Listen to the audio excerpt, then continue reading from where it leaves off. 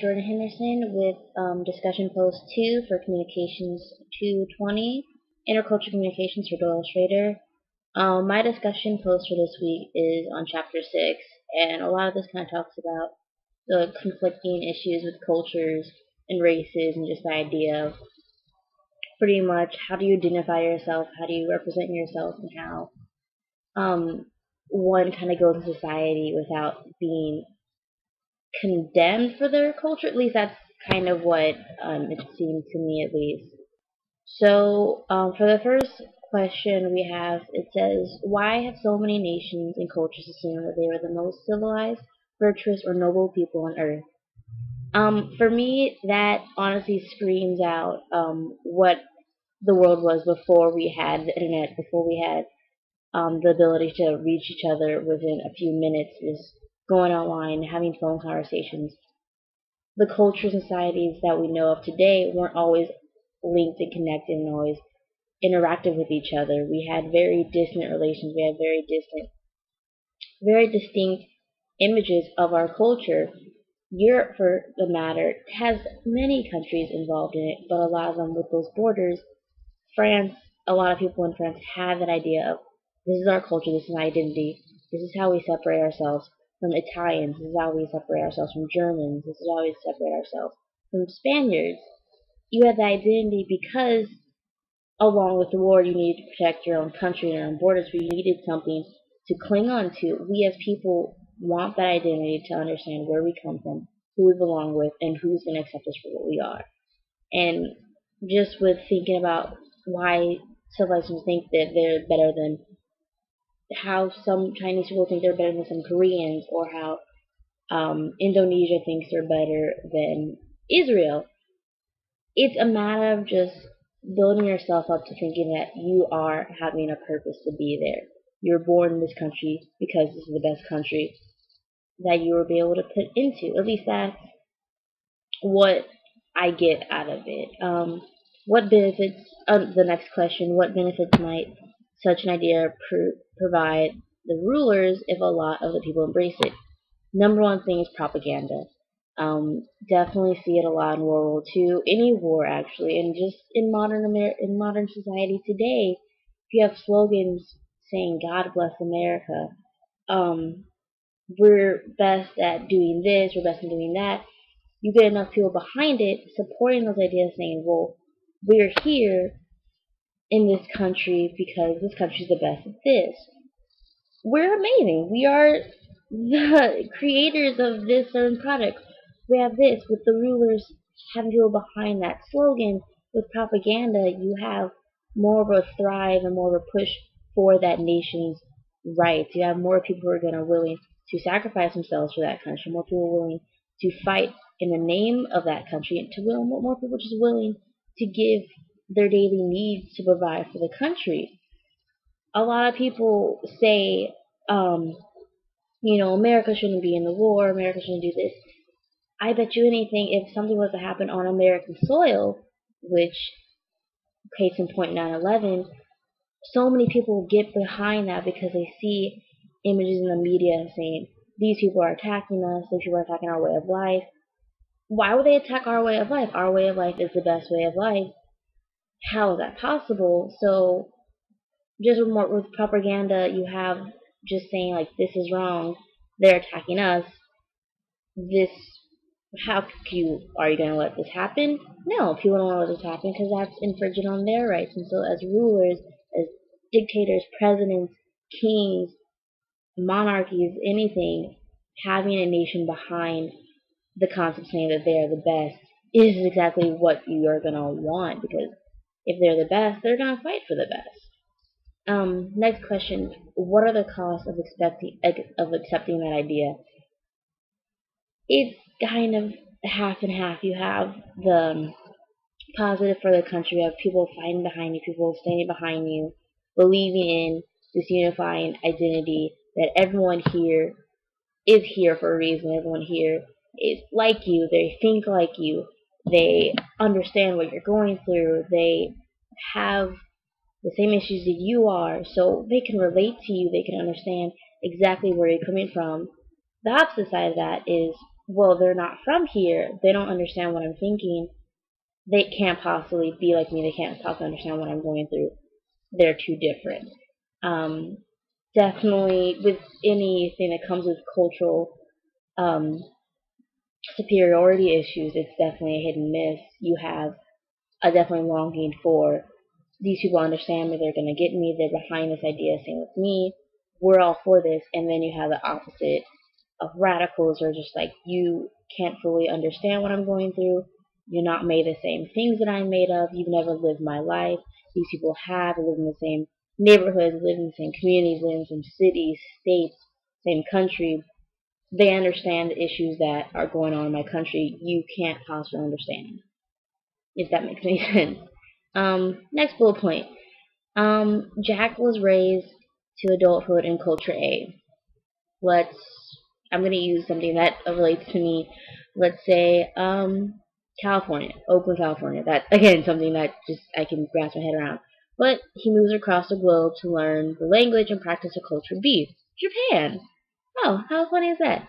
So perfectly that most people think he's a native.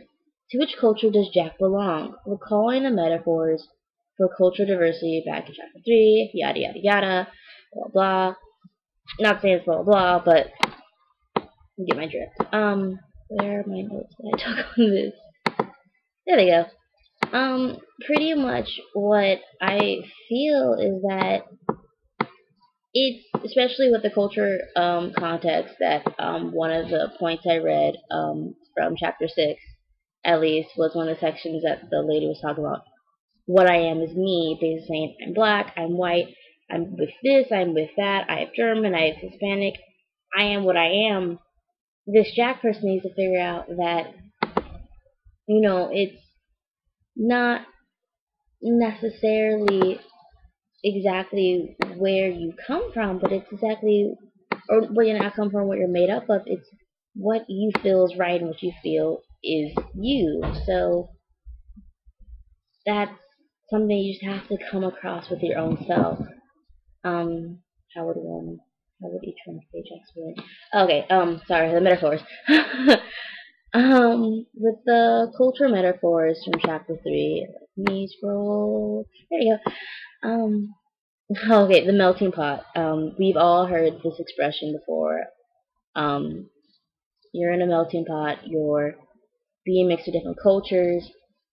If someone from California was to move to Japan, Japan's not a very culturally mixed environment.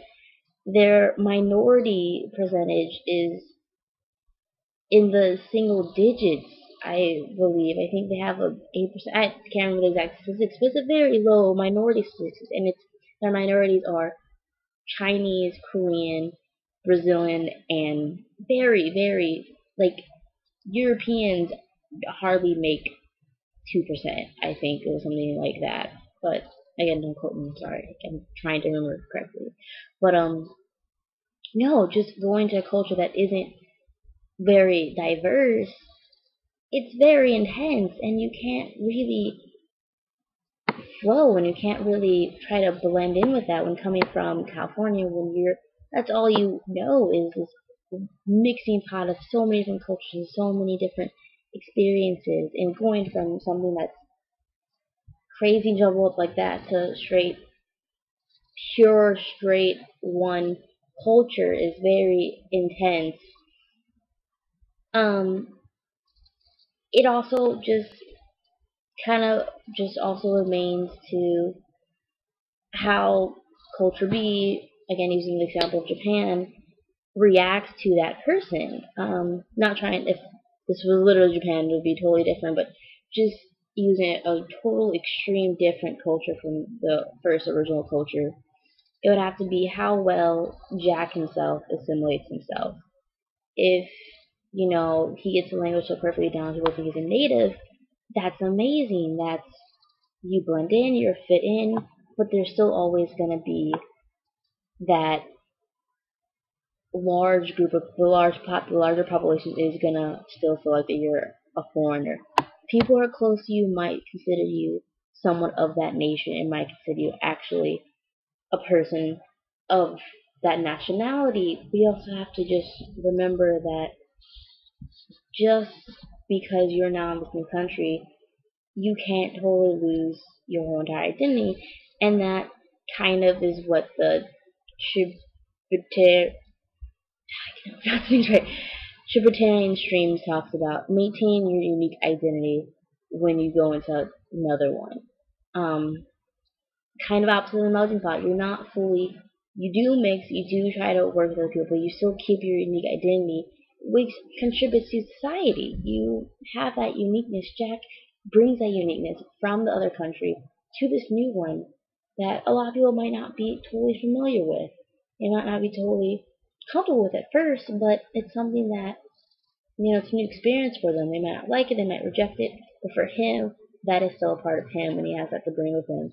And I feel like that's something that this second one, Terry's streams, would definitely acknowledge and would want to bring out, mostly that your uniqueness is what's you, so don't let that flow, don't let that go away, keep that.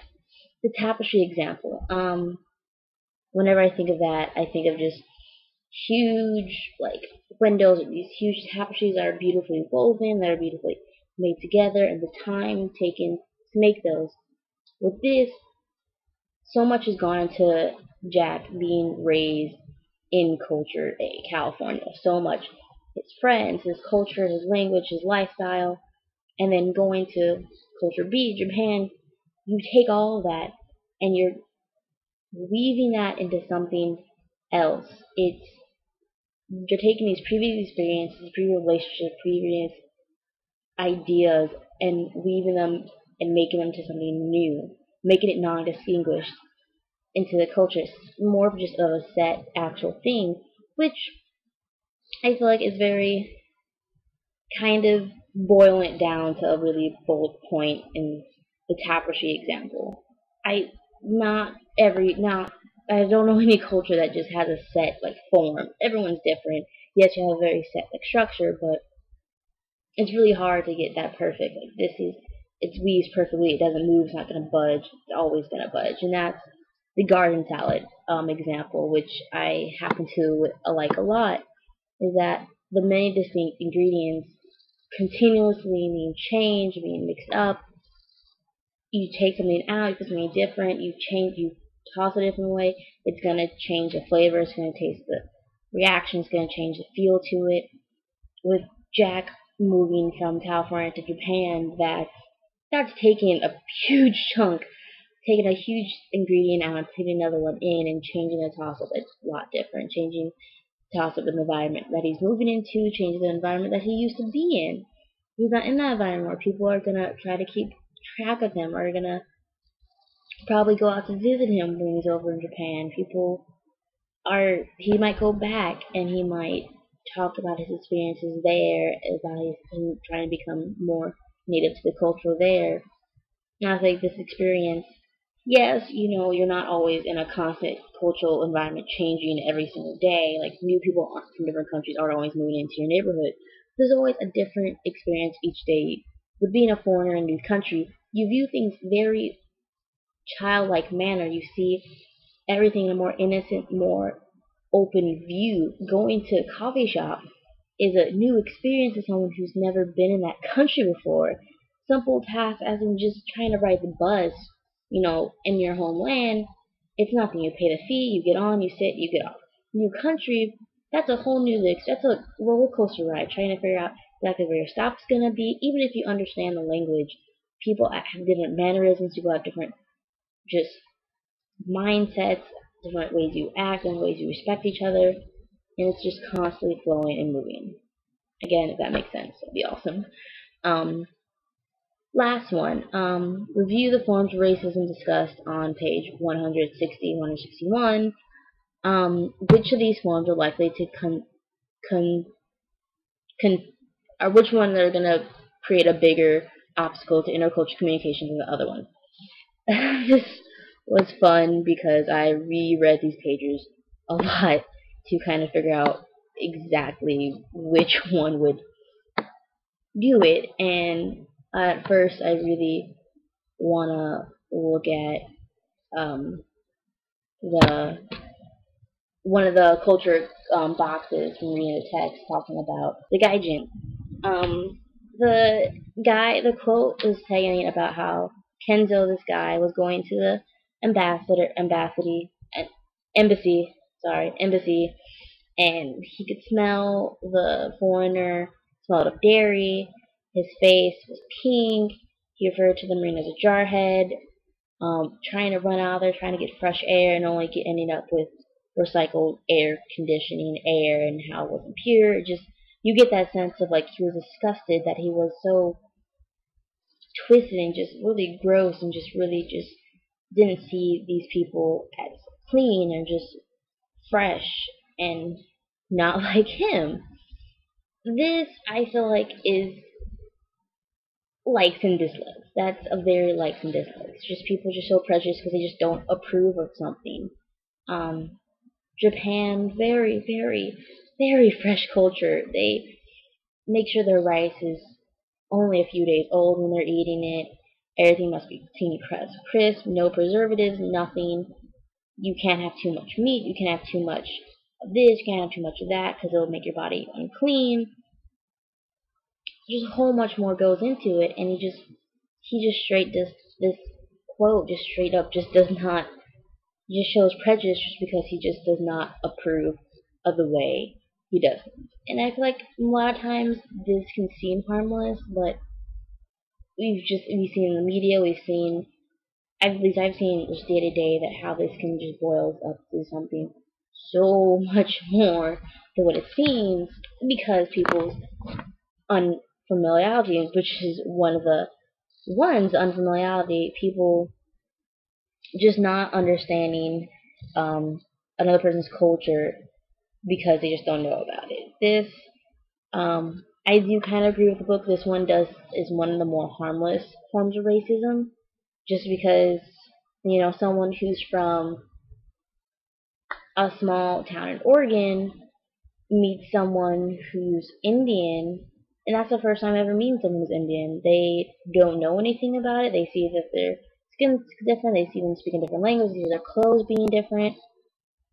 It's a little kind of scary. It's just you feel uncomfortable. You're not in the safe zone. You're not with your family. You're not with people you know. You don't understand. You just don't know.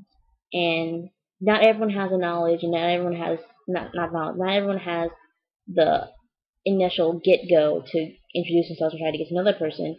But a lot of people just have that initial confusion and just wanting to stay away and steer clear. So that one, if it doesn't cause that much harm, it just mainly just causes unease, tension, but can escalate to something different, such as adversaries. This one, again, I don't see being too harmless, but I do see it can be into very serious things.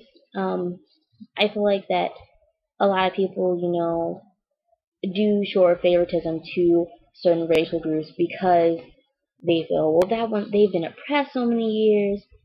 I have to do my part to make sure they feel welcome, they feel safe.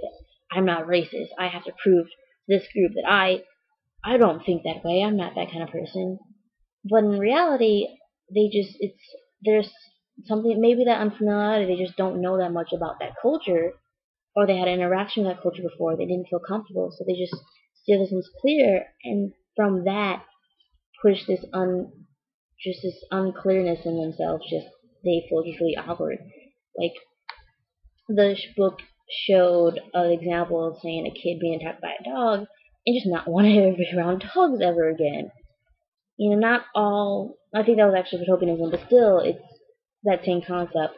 Not all people of a certain group are the same exact way, so harmless, kind of, but again, some people could really put themselves out of their way to stay away from a certain group, like just moving to a different city, taking their family up and leaving because they're not comfortable with a different group moving into their town.